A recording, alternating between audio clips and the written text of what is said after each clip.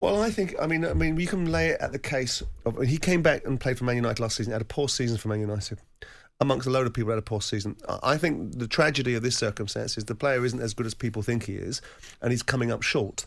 And I think there's challenges that are with that in a Man United environment, which is a unique football club for pressure, expectation. And I think whether it's there's no excuse for him not being physically able to play. The mental side of things, we've got to judge both things on an equal footing because people underestimate the mental side of people's challenges in life. So let's put that into separate context. If he's not physically able to play, that's unexcusable. If he's not mentally, then we have to understand why that is before we start pouring scorn upon it. Uh-huh. But I do think, or making any judgment, not necessarily scorn, I look at it and I watch him and I don't think, and I've never thought, that he was the player that people cracked him up to be.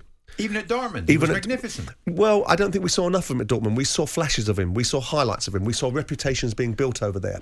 We saw this perception of him. We saw him doing a few tricks in the Euros last year that came on in flashes and people thought, oh, that's fantastic. He goes and passes 3 players in the middle of the park. What a player he is.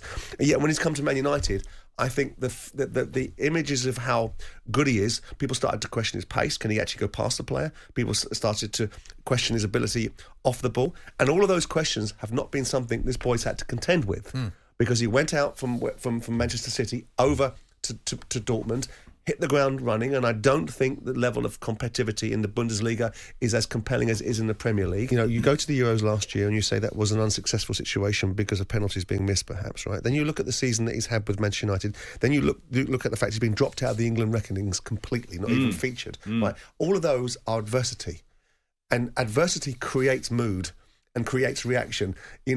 It's event plus reaction equals outcome, right? So how you determine your reaction to an event equals your outcome, right? The E plus R plus equals O scenario. And if the events have not been particularly positive for him and his reaction isn't particularly great, then the outcome we've got is a player whose mood is affected, whose physical abilities are affected, and now finds himself in a situation where, I would say slightly ridiculously, but I'm not behind the scenes understanding why this would be, that he needs to be in Holland on his own, training with 2 coaches. I find that a little bit perplexing. When did he go to Holland?